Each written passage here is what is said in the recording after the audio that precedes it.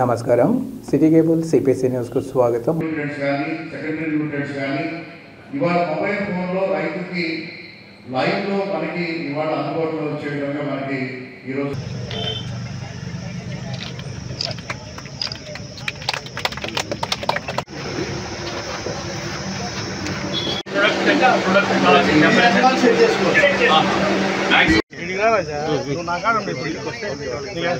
పనితనం ఏంటో చెప్పు తల్లి. కనీసం మనము ఒక 16 లీటర్లది 8 ట్యాంకుల నుంచి 9 కొడతాం. ఏసీ గోల్డ్ అనేది ఆటోని కొనుక్కునే ఈఎంఐ రూపంలో కట్టుకుంటున్నా. ఈరోజు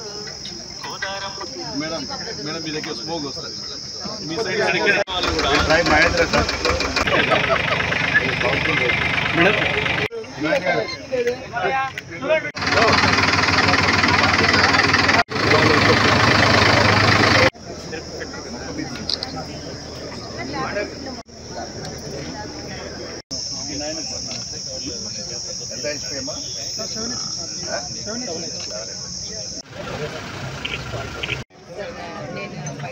తనకు పిల్లలు డ్రైవింగ్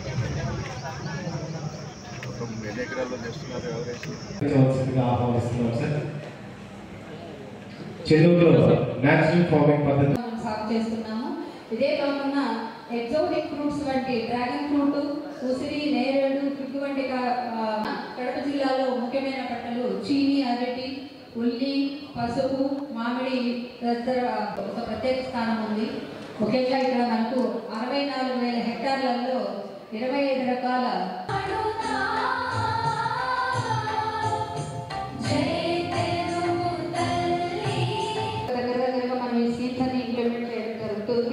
దాదాపు 2 ఆర్థిక సంవత్సరంలో 540 లక్షలు 3,800 రైతులకి ఆర్థిక లబ్ధి చేకూర్చడం జరిగింది. మన జిల్లాలో ఉద్యాన ఏర్పాటు చేయడం జరిగింది. కోత అనంతరం ముఖ్యంగా పండ్ల తోటల్లో కోత అనంతరం ప్యాక్ అవుతుంది. 5 టన్నుల పసుపుని ఈయన దిగుబడి చేస్తున్నాడు. ఈయనకి 2 ఎకరాల పొలం ఉంది. చెన్నూరు మండలానికి సంబంధించిన రైతు.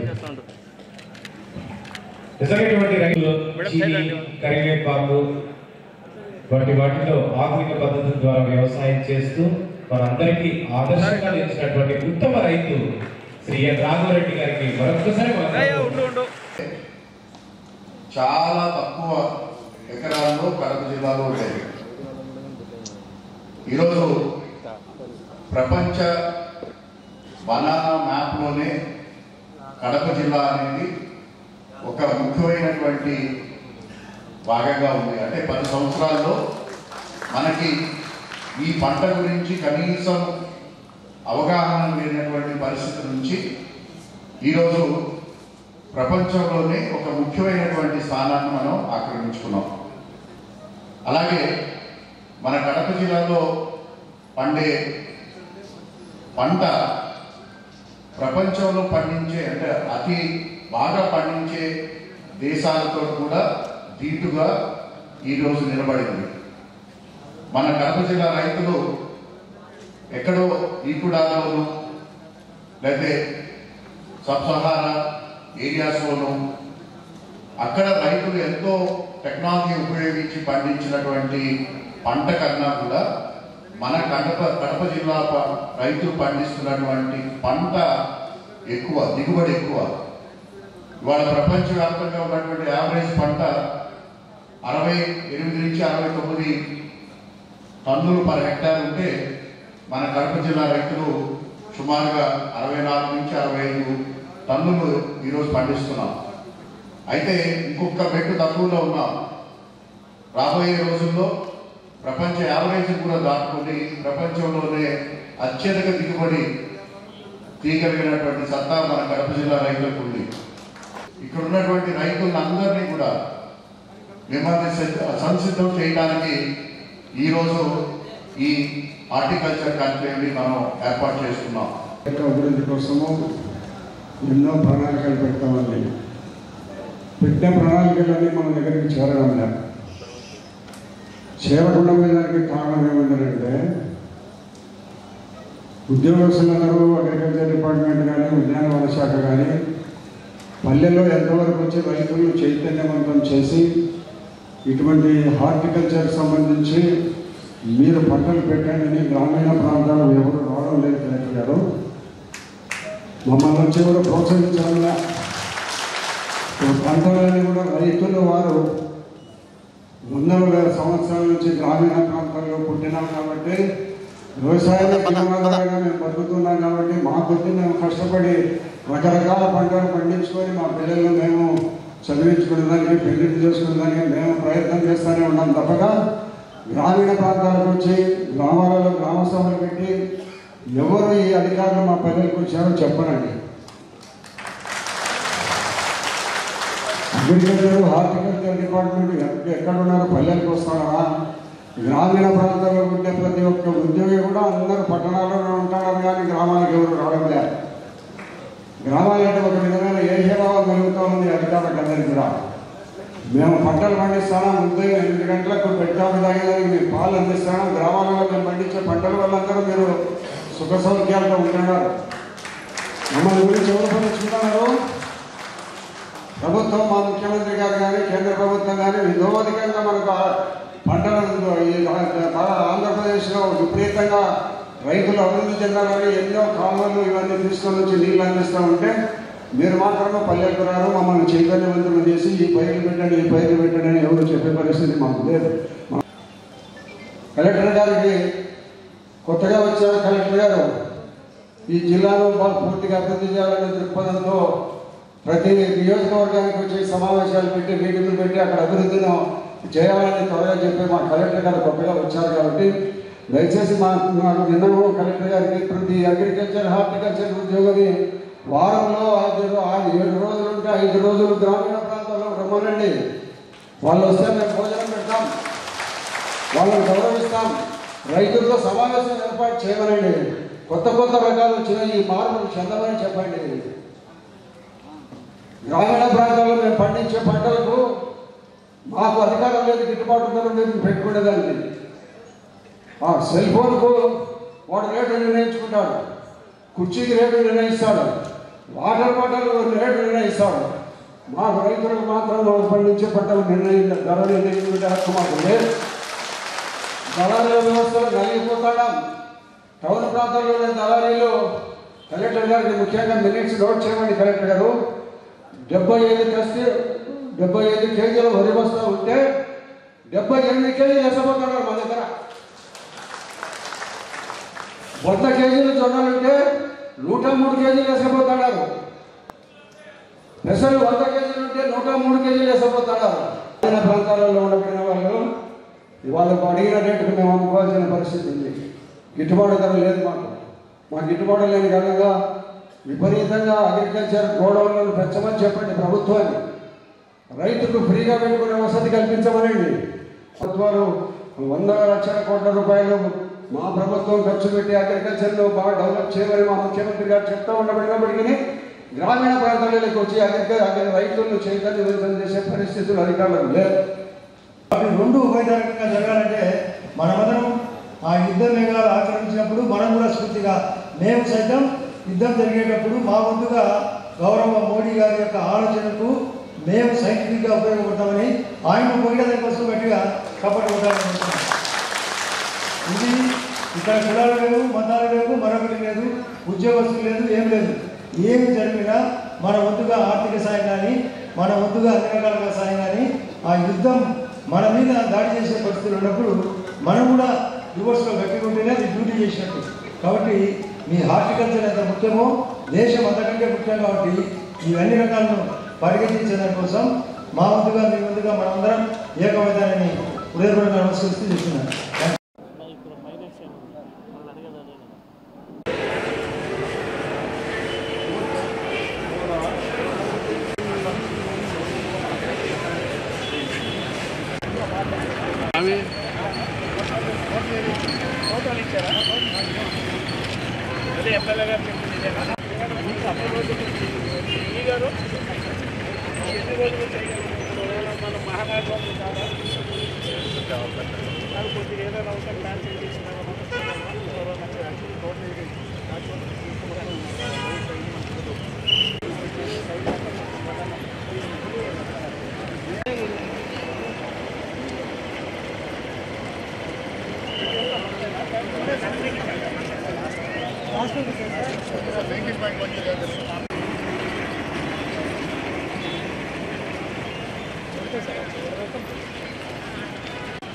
బస్సాలన్నిటి చూసి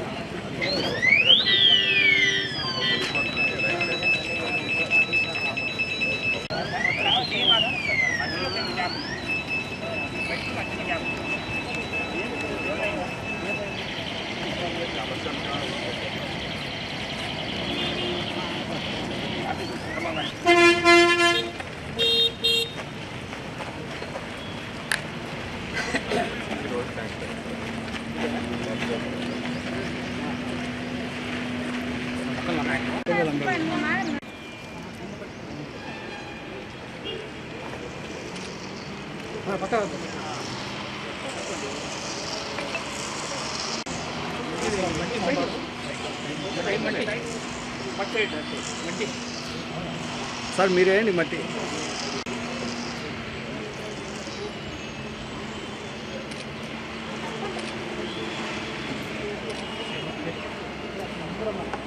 కూర్చోండి మీరు వాటర్ వేస్తారు సార్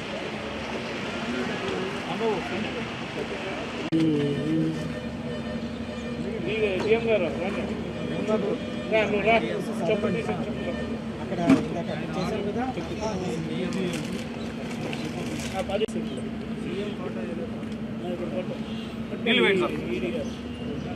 సీఎం గారు పట్టుకోండి ఓకే వాటర్ వేయండి సార్ వాటర్ వేయండి సార్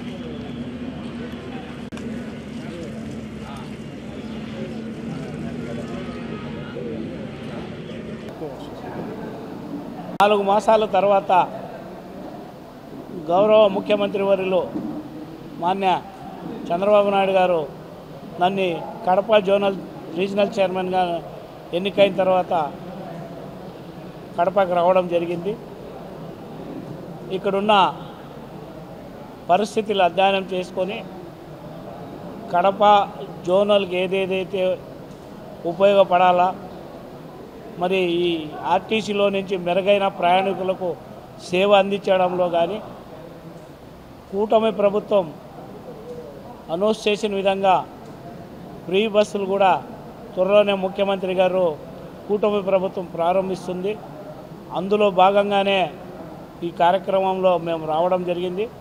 అన్ని విషయాలు ఒక నివేదిక ద్వారా ఈ జోనల్కి ఏదైతే అవసరాలు ఉన్నాయి, మరి బస్సెస్ అయితేనేమి, మరి ఇంటర్స్టేట్ ప్రాబ్లమ్స్ బస్సెస్ అయితేనేమి, మరి మౌలిక సదుపాయాలు ప్రయాణికులకు ఏమేమి అవసరాలు ఉన్నాయనే భాగంగానే ఈరోజు రావడం జరిగింది. హాస్పిటల్ కూడా ఈరోజు విజిట్ చేయడం జరిగింది. చాలా చక్కగా ఉంది మా ఆర్టీసీ హాస్పిటల్. అలాగే ఈడీ గారు కానీ ఆర్ఎం గారు కానీ అందరూ కూడా, మా డిఎం గారు అందరూ కూడా బాగా పనిచేస్తూ ఉన్నారు. బస్సులు కూడా మాకు చాలానే వస్తున్నాయి.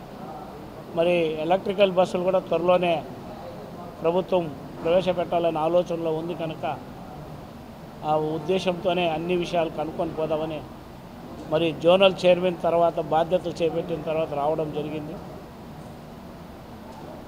ముఖ్యంగా ప్రయాణికులు సదుపాయాల విషయంలోనే ప్రభుత్వం ఉంది. మంచి ప్రభుత్వం, ప్రజాప్రభుత్వం, ప్రజలకు అవసరాలు తీర్చాలనే తపన ఉన్న నాయకత్వం కూటమి ప్రభుత్వం కానీ, గౌరవ ముఖ్యమంత్రి గారు కానీ, మరి లోకేష్ బాబు గారు కూడా పాదయాత్రలో భాగంగా మరి ఈ సెక్టర్ను కూడా మెరుగైన సేవలు అందించాలని ఉన్నారు.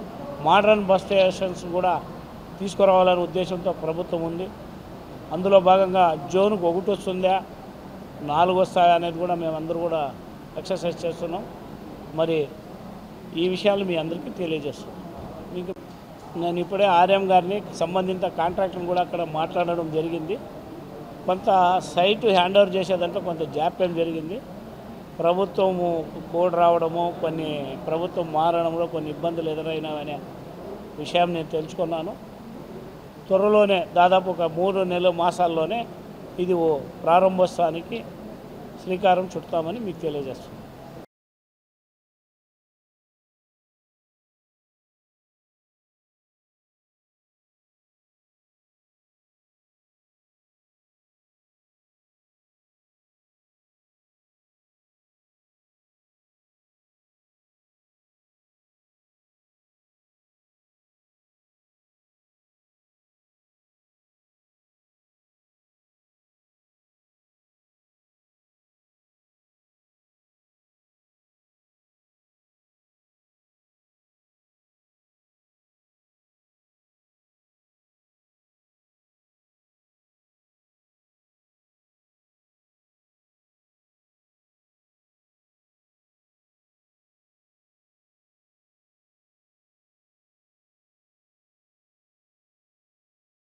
అందరికీ నమస్కారము.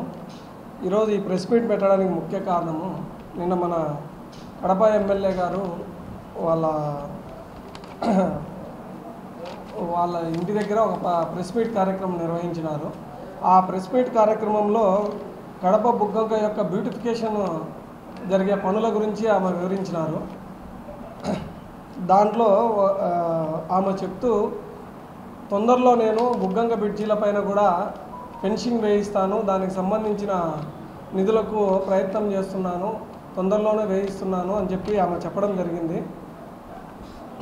మేము మీకు ప్రజలందరికీ, అలాగే కడప ఎమ్మెల్యే గారికి, కూటమి నాయకులకు అందరికీ కూడా తెలియజేసుకోవడం ఏమిటంటే, ఈ యొక్క ఫెన్సింగ్ కార్యక్రమము ఎమ్మెల్యే గారికి సంబంధించింది కాదు. మేము ఆల్రెడీ 21/10/2024 మా వైఫ్ కార్పొరేటర్ అయిన 44వ డివిజన్ కార్పొరేటర్ అయిన వెల్లాల హేమలత గారు కమిషనర్ గారికి ఒక రిక్వెస్ట్ లెటర్ పెట్టడం జరిగింది 21/10/2024.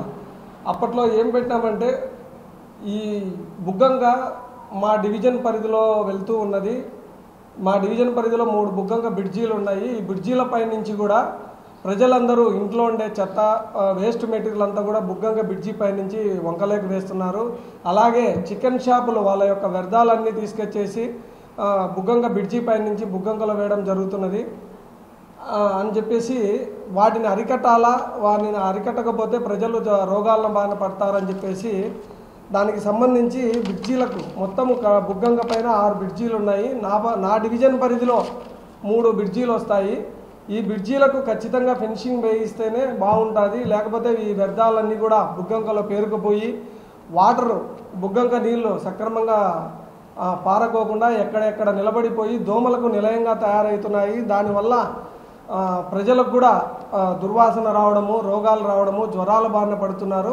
కాబట్టి దీని గురించి త్వరలో జరగబోయే జనరల్ బాడీ సమావేశంలో చర్చించి ఈ బుగ్గంక బ్రిడ్జీలకు ఫెన్సింగ్ వేయించండి అని చెప్పేసి 21/10/2024 44వ డివిజన్ కార్పొరేటర్ అయిన వెల్లాల హేమలత గారు ఒక లెటర్ కమిషనర్ గారికి ఇచ్చారు.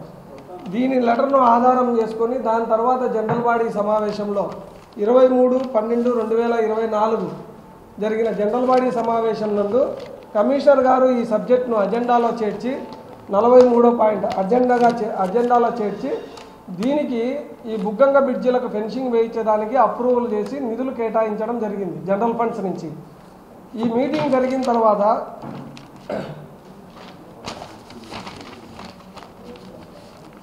28/12/2024 ఈ బ్రిడ్జీలకు సంబంధించి ఒక బ్రిడ్జి మినహా, అల్మాస్పేట బ్రిడ్జి మినహా మిగతా 5 బ్రిడ్జీలు, పాత bus stand bridge, Ramakrishna high school bridge, కాగితాలపేంట bridge, జిల్లా పరిషత్తు, ఎస్వి డిగ్రీ కాలేజ్, ఈ 5 బ్రిడ్జీలకు కూడా ఫెన్సింగ్ వేయించేదానికి టెండర్లు పిలవడం జరిగింది 28/12/2024. దీన్ని 16/1/2025 టెండరు జయశంకర్ కన్స్ట్రక్షన్ అనే ఒక అతను, జయశంకర్ రెడ్డి అనే అతను దీన్ని టెండర్ వేయడము, దాన్ని సక్సెస్ఫుల్గా అతను దక్కించుకోవడం జరిగింది. అతనికి గాను 29/1/2025 అగ్రిమెంట్లు కూడా చేయడం జరిగింది బుగ్గంక బ్రిడ్జి పైన ఫెన్సింగ్ వేయించేదానికి. ఇదేదో ఆమె ఈరోజు ఎమ్మెల్యే గారు నేను బుగ్గంక బ్రిడ్జీల పైన ఈ వ్యర్థాలు వేయకోకుండా ఫెన్సింగ్ వేయిస్తున్నానని చెప్పేసి మా శ్రమను కూడా ఆమె శ్రమగా భావించుకుంటాంది. దీంట్లో ఎమ్మెల్యే గారి కంటే ముందుగానే మేము ప్రజల బాగోగుల కోసము ముందుగానే గత 6 నెలల కిందటే మేము లెటర్ పెట్టడం జరిగింది. ఆ లెటర్ను బేస్ చేసుకునే ఈ వర్కులు 5 బ్రిడ్జీలకు ఫెన్సింగ్ శాంక్షన్ అయింది, టెండర్లు అయిపోయినాయి. ఇంకో విషయం ఏంటంటే మనం 11కి చెప్పినాం,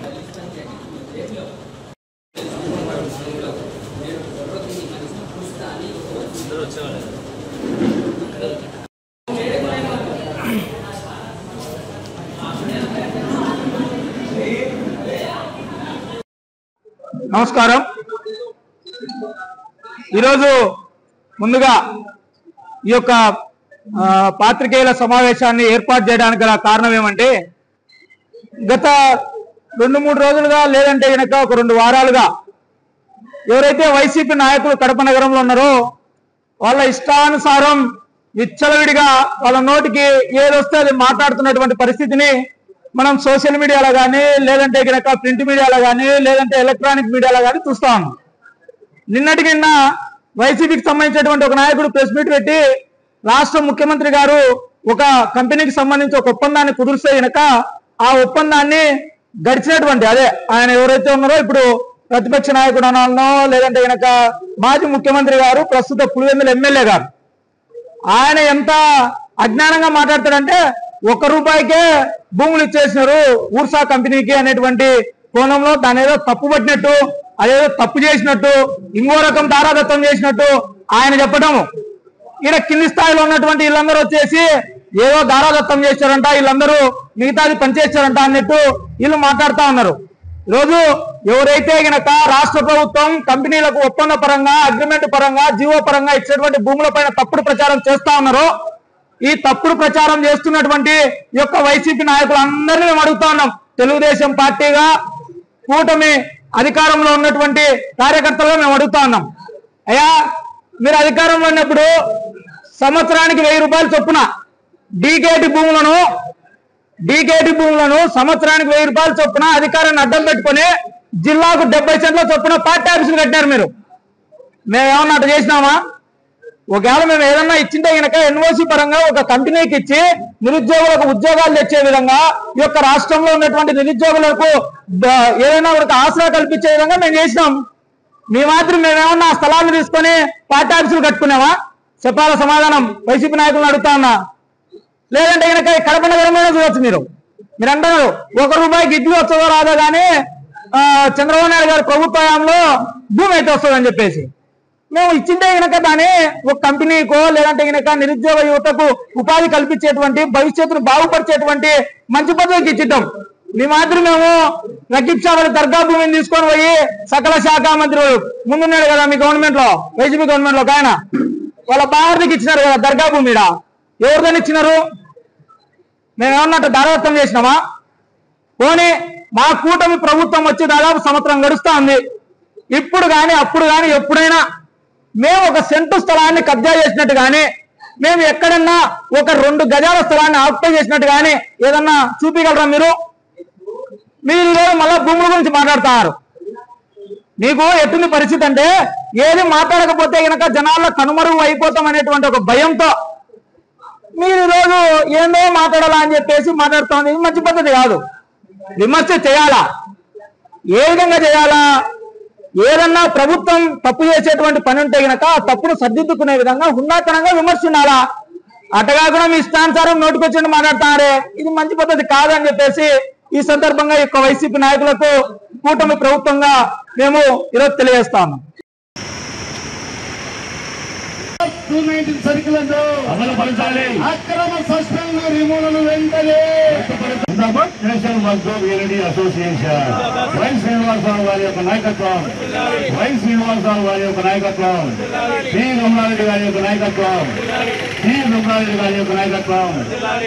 సుబ్బారెడ్డి న్యాయమైన సమస్యలు వెంటనే పరిష్కరించాలి. న్యాయమైన సమస్యలు వెంటనే పరిష్కరించాలి. న్యాయమైన సమస్యలు పరిష్కరించే వరకు పోరాడదాం. అవసరమైతే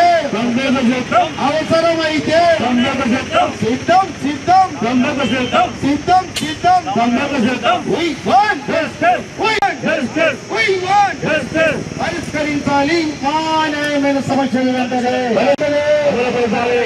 అనారోగ్యంతో ఉన్న తాతకు ఓడీలు వెంటనే అనారోగ్యంతో ఉన్న వారికి ఓడీలు వెంటనే పరిష్కరించాలి. ఏసీ బస్సులలో ప్రభుత్వమే కొనాలి. ఏసీ బస్సులలో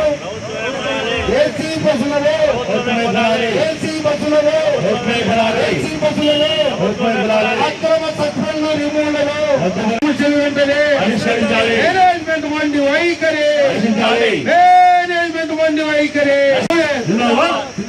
శివారెడ్డి గారి నాయకత్వం మా న్యాయమైన సమస్యలు వెంటనే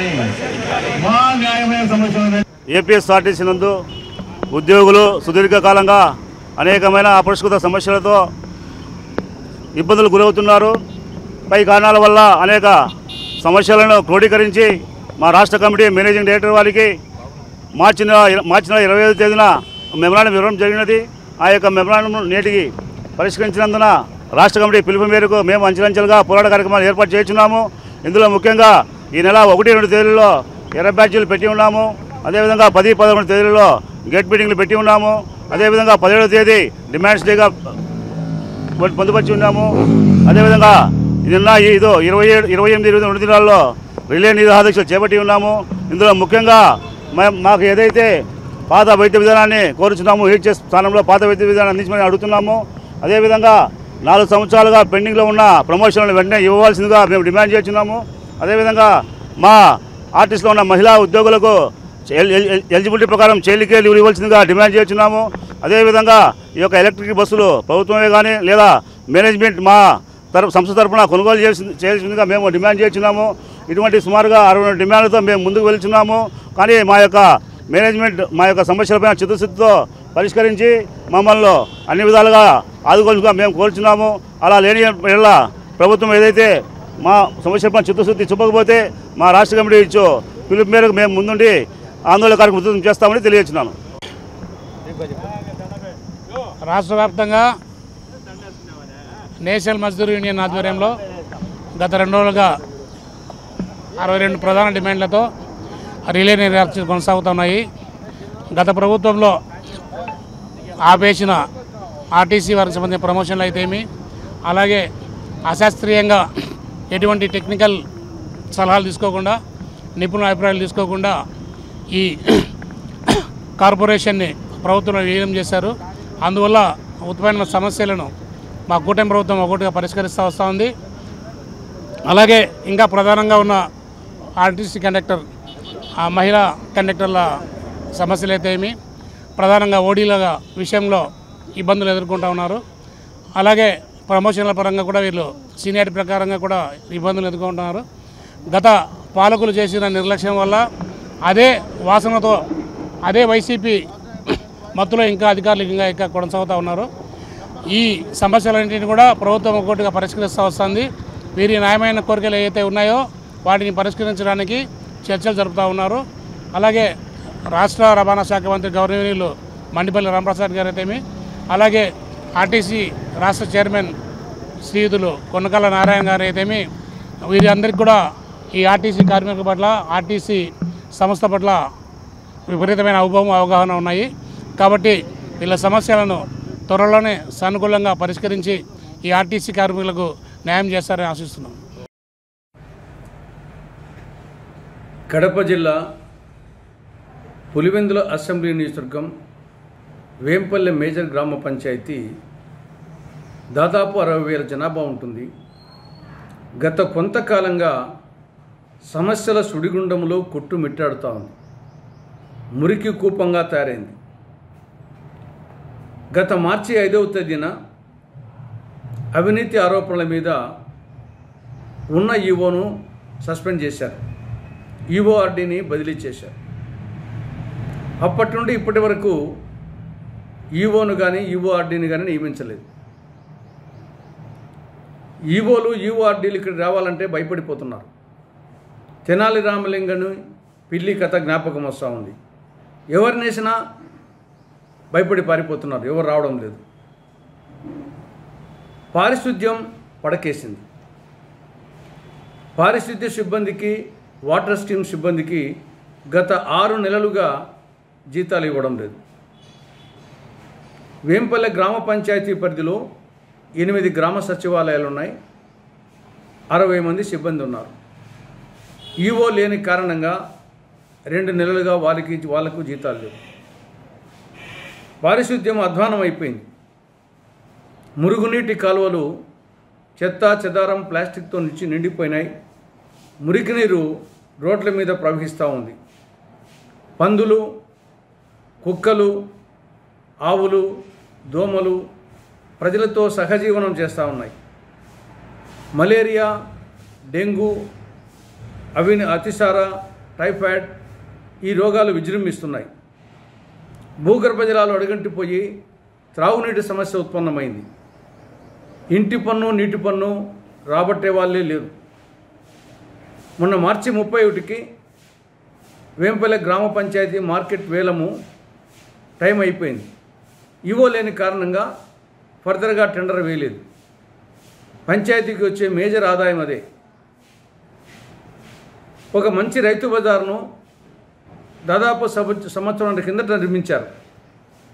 కానీ గ్రామ పంచాయతీకి మార్కెట్ శాఖకు సమన్వయం లేని కారణంగా అది నిరుపయోగంగా ప్రారంభానికి నోచుకోకుండా అట్నే ఉంది.